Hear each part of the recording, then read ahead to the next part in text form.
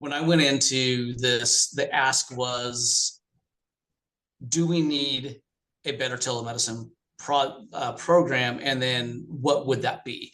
And so I surveyed all of our providers and support staff. And of course, when you push out those big surveys, you get some responses back, but I had a decent response rate back.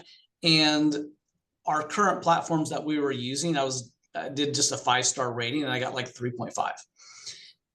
And a lot of comments on why that was probably a higher score than really what people were thinking. And so like the answer was obvious, we needed something else. And so I started digging in, I started researching all the big ones that were out there, talking to other healthcare systems that I either had contacts with or just finding them and having conversations with them, found out what they used, what they liked about them, what they didn't like about them. Some of them were building things in-house. Some of them were using the Amwells and the Teladocs and things like that. So I started digging into those platforms and researching what they did and having the conversations. And once I got that list of like 30 down to 10, I started having conversations with those organizations. Every call that I was on was a sales call. Felt it from the beginning. I felt like I was going out to buy a used car. Along the line, I discovered eVisit. Never heard of you guys. Didn't have any idea what you were about. And thought like, oh, what the heck? We'll see what these guys are about. The very first conversation I had was not a sales call whatsoever. It was, what are your guys' needs? How can we support you with that? It was the beginning, that creation of that partnership. And that's what flipped the script for me. Almost immediately, I brought Lou Carmichael, our CEO, into the conversation. I brought Dr. Nightingale in and said, you guys need to check them out. We had that first meeting with it, and it just continued from there. And Dr. Nightingale has been an amazing ally and a partner with this from the beginning with me. And we just kind of continued to go forward on there. What we needed from that partnership is subject matter experts in telemedicine delivery. This was all new to all of us. We needed assistance in workflow creation and how do we get operational acceptance, and took this back to your team.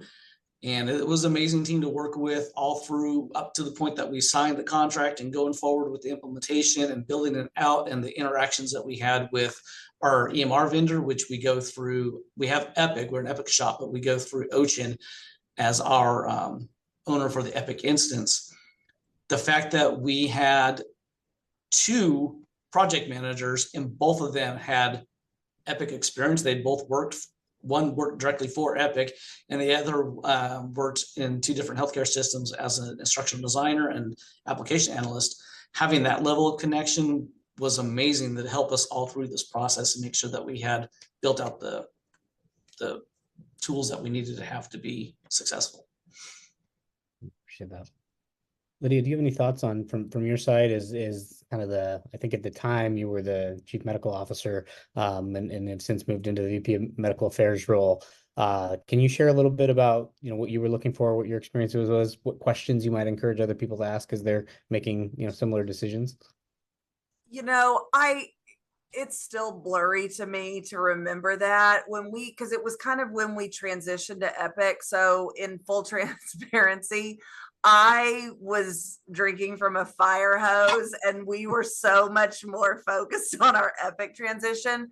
But I will echo that what stood out to me was the quality component. And I think if anyone listens to me today, that is critical to me in regards to patients and the care we provide. And as we, talked with your team, I know that was something that became very apparent with you and Jackie. That's probably the 2 people I spoke with. And I know that, closing care gaps is so critical. And, again, it's like, picking a telephone, company or program there, you can find something, but really, finding somebody that aligns with what you care about, I think is really critical because, as an FQHC or community health center, our mission is really focused on patient access and high quality care. And I remember a very early conversation where all we talked about was how to improve quality metrics. And I still reference the JAMA article that we talked about.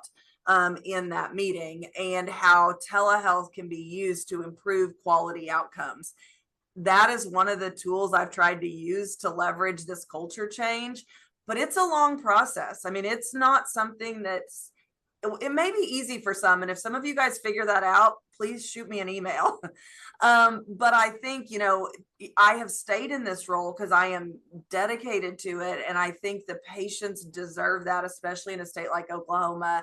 And I do think that is something that I did take away from meeting with you. And I think it continues. I mean, you all have definitely committed to the quality improvements. And I think that's something that, again, it clearly doesn't happen overnight in our own organization outside of telehealth. And I think it just takes that continued chipping away.